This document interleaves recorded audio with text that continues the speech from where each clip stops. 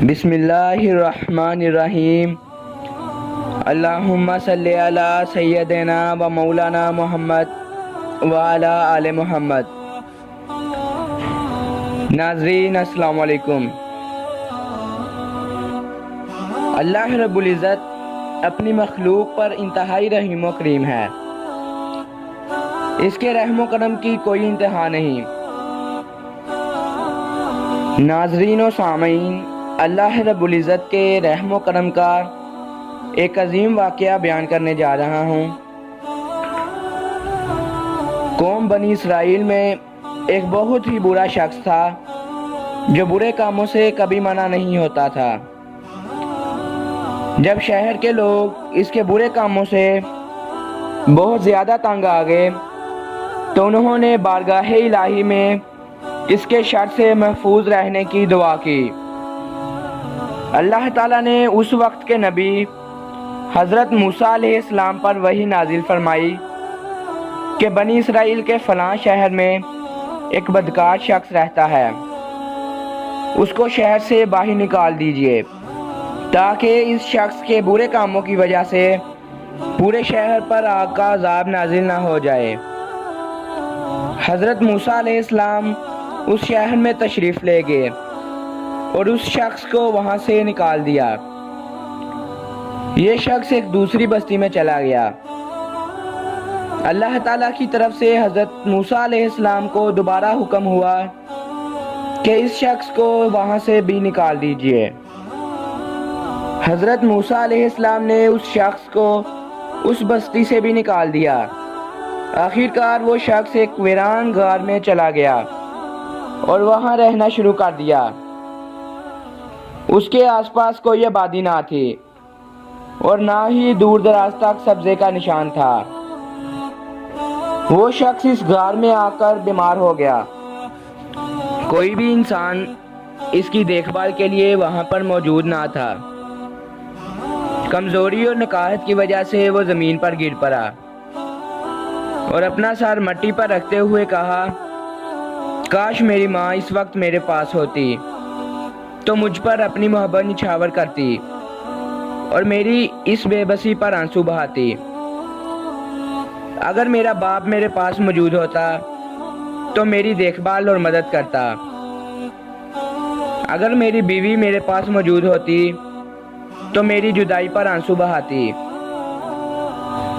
اگر اس وقت میرے بچے میرے پاس موجود ہوتے تو وہ میری میت پر روتے اور کہتے، اے رب العالمین، ہمارے بے بس، برے، گنہگار اور مسافر والد کو بخش دے، جسے پہلے تو شہر سے نکال دیا گیا، پھر دوسری بستی سے بھی نکال دیا گیا۔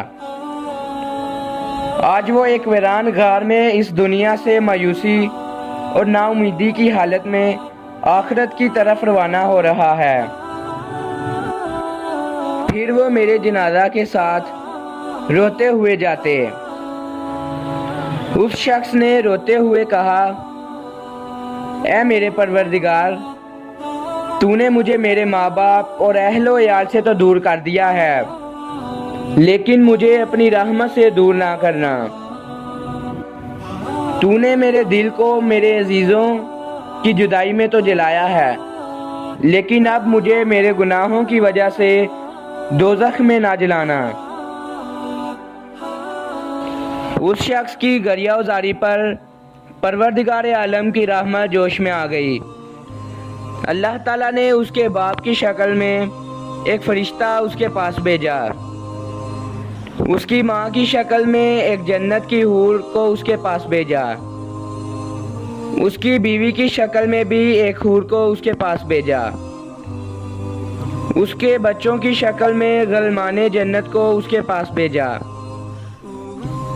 وہ سب اس کے پاس آ کر بیٹھ گئے اور اس کو دیکھ کر رونے لگے۔ وہ شخص ان سب کو دیکھ کر بہت خوش ہوا اور اسی خوشی کی حالت میں فوت ہو گیا۔ پھر اللہ تعالیٰ نے حضرت موسیٰ علیہ السلام پر وحی نازل فرمائی کہ فلاں غار میں جاؤ، وہاں پر ہمارے ایک دوست کا انتقال ہو گیا ہے، اس کے کفن دفن کا بندوبست کرو परवरदिगार आलम के हुक्म पर हज़रत मूसा अलैहिस्सलाम उस गार में तशरीफ़ ले गए। गार में पहुंचकर हज़रत मूसा अलैहिस्सलाम ने देखा ये तो वही शख्स मरा पड़ा है जिसको अल्लाह ताला के हुक्म से उन्होंने पहले शहर और फिर बस्ती से निकाला था। उसके पास हूरें ताज़ियत करने वालों की तरह बैठी हुई थीं। हज़रत मूसा अलैहिस्सलाम ने अल्लाह ताला की बारगाह में अर्ज़ की, या अल्लाह, ये तो वही शख्स है जिसे मैंने तेरे हुक्म से शहर और फिर बस्ती से निकाल बाहर किया। अल्लाह ताला ने इरशाद फरमाया, ए मूसा अलैहिस्सलाम, मैंने इस पर अपने अज़ीज़ो कारब की जुदाई में बहुत ज़्यादा रोने और तड़पने के बाइस रहम किया। इसके पास इसके बच्चों की शक्ल में गलमाने जन्नत को भेजा। इसके बाप की शक्ल में एक फरिश्ता इसके पास भेजा। इसकी माँ और बीवी की शक्ल में हूरों को इसके पास भेजा जो इसकी गरीबुल वतनी में इसकी तकालीफ पर रोए। फिर जब ये फौत हुआ तो इसकी बेबसी और लाचारी पर आसमान और ज़मीन वाले भी रोए।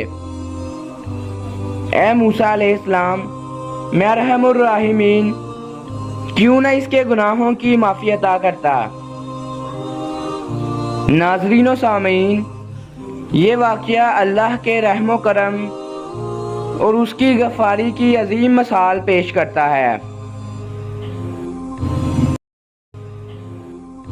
नाज़रीन, अच्छी बात को आगे फैलाना सदका जारिया है, इसलिए वीडियो को ज़्यादा से ज़्यादा शेयर करें और चैनल को सब्सक्राइब कर दें ताकि इस तरह की मज़ीद इस्लामिक वीडियोज़ आप तक पहुँच सकें।